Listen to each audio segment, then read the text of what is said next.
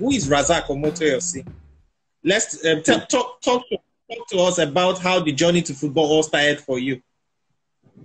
Well, I'm Razak Omotoyossi by name, by person, and by mind, because to represent the name is not so that easy. You can call yourself whatever you want to call yourself, but to make it happen, to make it out there in football, even anything you are doing, you have to work hard and you have to do it something. But my football wise, I started from Agege, you understand, playing amateur league, joining LSDPC, and from there to FC Bede, and to FC Bede to Sunshine Star. Before I was banned unnecessarily, something I know nothing about, and accused of staying home for 9 months with no plan, no salary from Sunshine anymore. Immediately we was banned, and I'm not even allowed to train with the team. So it's a very terrible journey for me to be always remember or thinking about this experience. It's something that calls a man. I can stand somewhere and say that I'm a man because I know it's so crazy. But when you are going through a tough time, just always believe in yourself, like I can do it. Just keep on believing and work hard. And sometimes you have people that they are blessed, they can support you and give you more push-up. But not everybody have that opportunity to get that support. So you just have to push yourself. Sunshine was even the one to abandon the player that plays and sweats and run for the team. Like, okay, you have issue with the NFF, they cannot even make a step from Akure to Kogi. Stop your salary, stopping you training with the team on their own. What does that mean? So thinking about NFF, well, I can say, I don't know, well, I just believe that's my own destiny, but at the same time, I hope no one faces that situation because I know it's a bad idea. You cannot ban 17-year-old boy for 5 years not playing football. Why is seeing the light outside? Why is believing like, okay, I want to be there in next 1 month. I should be in even under 17 at that year. Nations Cup with Michaels and all of them. So what are you telling me? It's not even a question. It's just a wickedness. It's just a wickedness.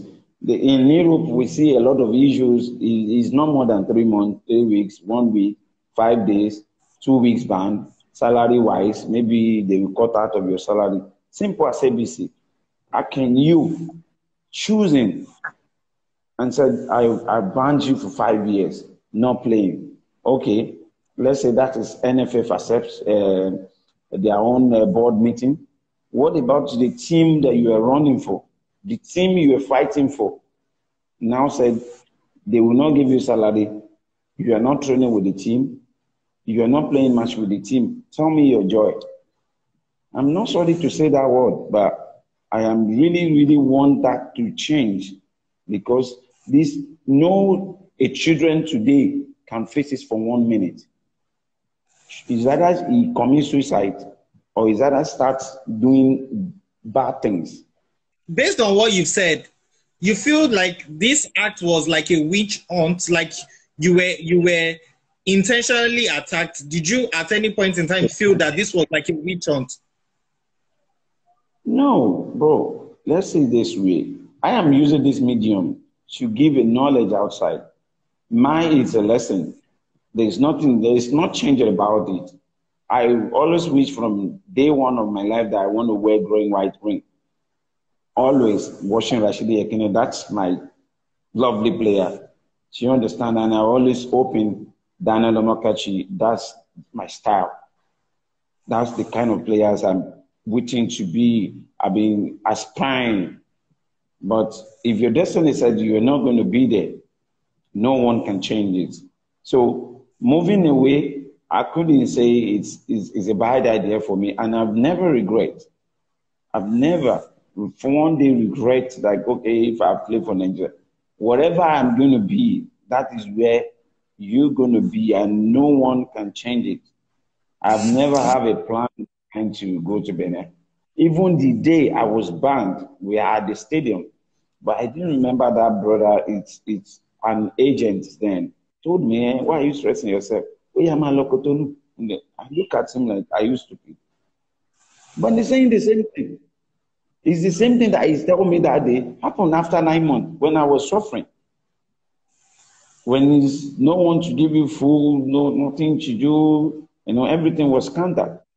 Even your friend who is supporting you, you went to the national team, something they know nothing about. But to the God made the glory. I played my first match in 2004 in Libya, scoring a goal. After 2 weeks, a letter was sent to my house in Naija that the ban was being lifted or whatever. After I've played my first game, and my first game is not under 20, it's first national team. So I couldn't even change my mind again, and I don't even think I have an interest. But imagine, so I'm still going to stay for, I think I played for 6 months. I was invited to the national team. So that means it's 1 year plus without no money, food. How many times you want to beg your friends that you are not, that will not insulted you or will not give you some attitude? So Okay. you just okay. praying they can change about the young players that they are coming up. Okay, I want to find out, when all these things was happening, did you at any point in time get any form of help from anybody at all, or you were rejected by everyone? Yeah, let me put it this way: I was supported by Dosu a little bit, by Dosu and Abi. Abi is, I think, is former Gateway chairman, Gateway Sport Club chairman. Maybe you know he's called Mr. Abi. And then Dosu Joseph is on his own because I trained with them, and he got me a contact of late, what do you call it? This Secretary General of NFF. So I was almost Taiwo Bujobi. Yeah. So I moved from Lagos to Abuja almost time to time to go and plead and beg and said, Baba Shano, please, blah, blah, blah. So all the same, I waste all my transport and my life because I'm just going there for nothing's sake. The only opportunity I have is because Dosu was the one that gave me his number and he said the boy is coming. That's why I can even see him. So when I see him, he couldn't even yield to do something. His board director is this board director. Fine, I understand the board director, but there is always a way where there is no way. But, there's nothing I can do. I don't have any power. So the support I have, I was grown up in in a ghetto in Naija. Everybody knows where I grew up. So it's like a deadly area. But still, I still give myself that thought that I want to be someone. Going to school is difficult for my family, so I don't even think about that. So all I think is football. So after my secondary school, I went to lag for 1 year, but I just felt like this thing is not going to be easy. Let me face what exactly I want to do in my life as a person. So that's it. Okay, now let's talk about you playing for Benin Republic. You went ahead in different, got a lot of goals. But for you, did you think your switch to Benin Republic brought good luck for you? Bros, let me put it this way. For me, it's good luck. For me, it's hard work. For me, it's another journey. So I can call it in a different way or manners or tone. All I know is I took a step to another journey. I took a step to another way of life because Yorùbá sọ pé tó bá lé mi níbì kan, ibì kan ni a máa lọ. So Yeah. if someone tried to neglect you, you have to move on. How does this feel? And I want to imagine one of the best goals you scored for that team, for the nation. Just give us a summary of how this feels, how you feel about all these. Yeah, well, with the grace of Almighty Allah, I'm still yes the ever goal scorer in the team for now, and I'm happy for the strength, not only the goal, but the support, the way I move, the way I acted to the fans outside football, going out there doing some charity things, and you know. That alone is okay for me, so I can move to anywhere where I want to go, and they always share off with me, happy that okay, wow, we know you are not Nigeria, but we are not, you are not we Beninois, but now you are now Beninois, and I'm happy to say that I'm nominating one of the new stadium they want to build. People are saying that they should put my name, so what should I, to thank my God for that? At least if we have 8 million people and they said you are part of 5 or 6 people that they want to name your name after a stadium. So you should be able to know that it's not so that funny. And they are not joking with football. They know they don't have much, but they still want the little they have to be something. So you have to really, really, really work so much before they can love you. Works, I mean, you play today, you can score 10 goals, and if you come tomorrow, you lose 1 chances, maybe you are out of the team. So the experience, the exposure is not really much. So the little they have, they want it to be punctual, like everyday things. Okay, all right. Let's still talk about Benin Republic and talk about what has been your favorite moment playing for Benin Republic. What has been your best moment? Yeah, one of my best moments is playing against Nigeria.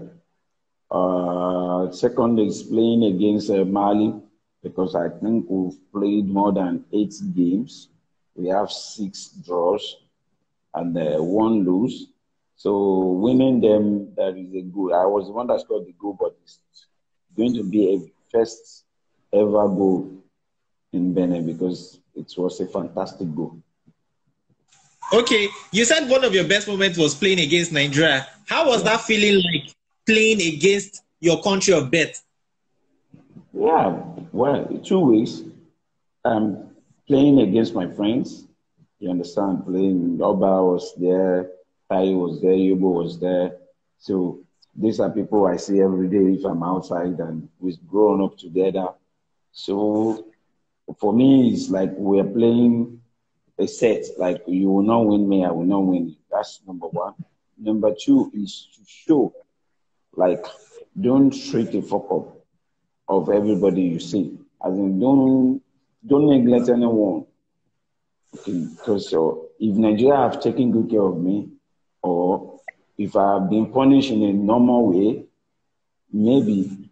But at the end of the day, they couldn't see anything, any video, evidence against me. The referee just wrote whatever he wanted, but let's assume it has happening. But I have to. And I'm also proud of one thing. The same time with Gunjobi, I was prostrating and Jobale say Baba Ejo. He was the one begging me at that day. And I was thanking my God when I got to my room, like, okay, so this moment can never come. Because it was a great moment for me at the dressing room. When it comes to our dressing room, like, okay, we are the one stopping up. Your team is not qualifying. Baba, story lesson. I am not interested. Yes, I'm serious. Kano even was there. I can say he was just in this bad boy, the Chris.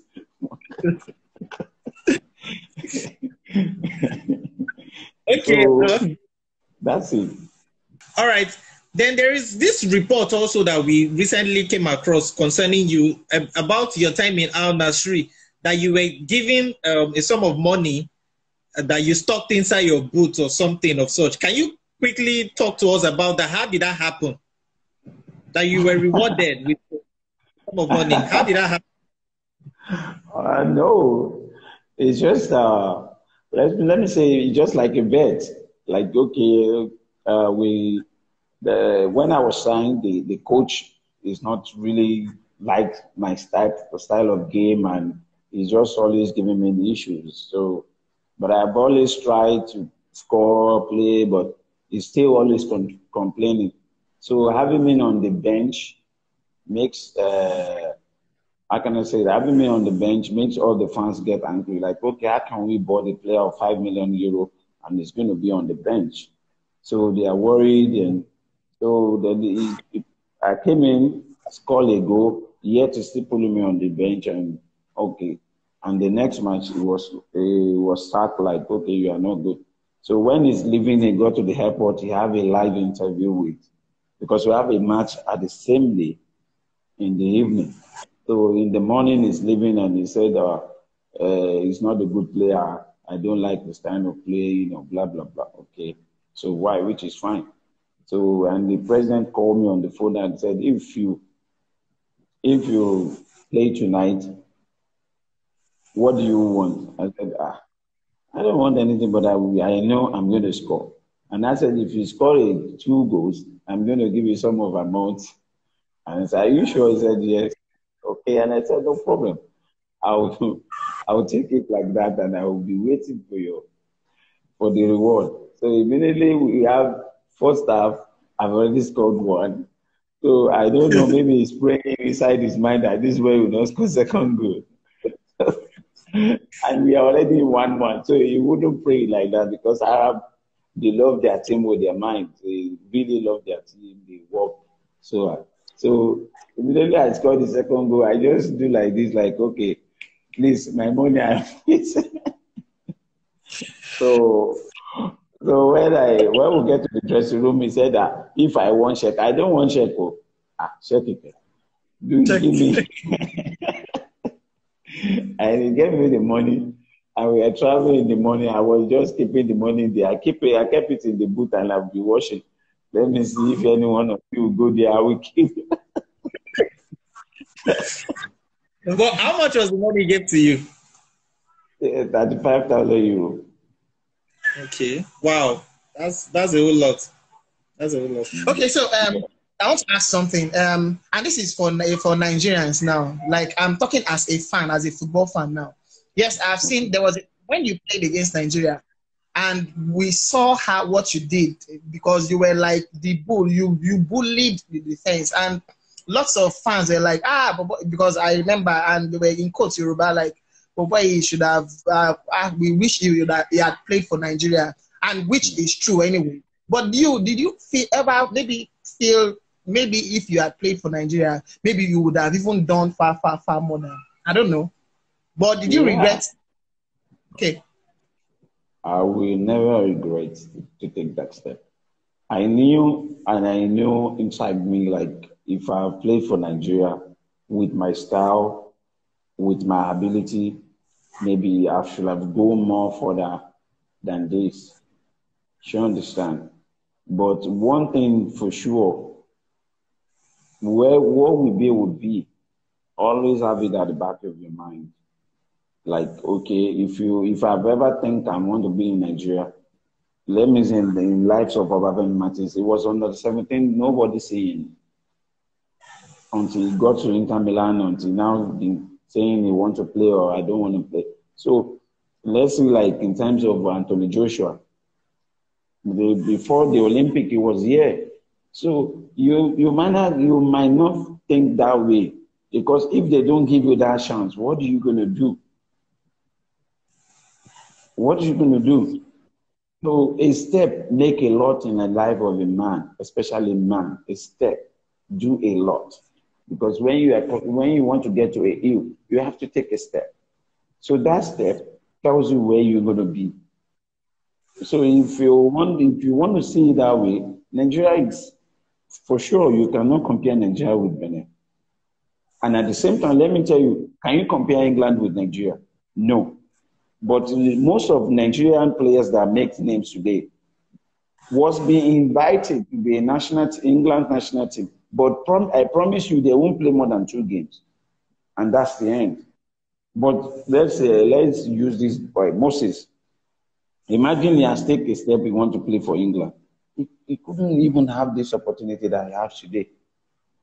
But now he played for the national team, he won Nations Cup, he goes to the World Cup. They won't take him to the World Cup. You couldn't say, I regretted not to play for England because he will not go to the World Cup. That one is for sure. They will just brainwash all his effort to one side and bring their own player. So let everyone believe like, okay, I need to work hard. But if Nigeria is not working, what can we do? Okay. Okay. Razak, thank you so much. I guess so many people would have learned a lot from what you've said because we've been seeing so many comments dropping. Guys, we are sorry we couldn't take all of your comments, but definitely those comments, Razak is definitely to see them, and hopefully you might be able to answer some of your questions some other time when we have him on the show. Thank you very much, Razak Omotoyossi, and we wish you all the best in your future endeavors. Yeah, thank you very much. And I'm also happy also to have you today. Thank you, guys. Thank you. Thank you. Have a nice day. Bye. Yeah, bye.